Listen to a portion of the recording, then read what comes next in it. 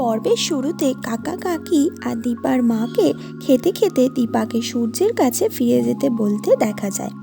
সেই সময় চারু এলে দীপা এদের সবার পরিচয় তাকে বললে সাক্ষ্যদীপ চারুর পরিচয় তাদের সামনে তুলে ধরে সূর্যের সাথে চারুর সম্পর্ক আছে বলে জানায়।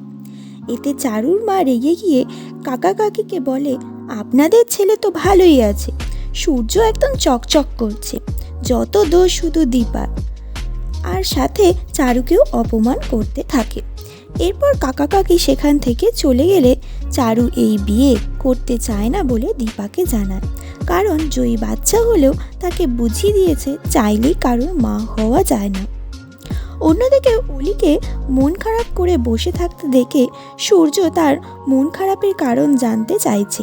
ঠিক সেই সময় চারু এসে বলে তার বাবা মা আসছে তাদের বিয়ের ডেট ঠিক করতে। এটা শুনে অলি খুব খুশি হলেও সূর্য ভেঙে পড়ে। এরপর কাকা কাকি সূর্যের কাছে এলে সূর্য তাদের দেখে অবাক হয়ে গিয়ে জড়িয়ে ধরে এবং কেমন আছে জানতে আগ্রহী হয়ে পড়ে এবং জানতে চায় মা বাবা কোথায়। এতে তারা জানায় মা ঠিক চলে আসবে, তারা নিজেদের এখনও ক্ষমা করতে পারেনি। এরপর চারুর সাথে পরিচয় করাতে গেলে জানতে পারে কাকা কাকির সাথে তার দীপার ওখানে দেখা হয়েছে।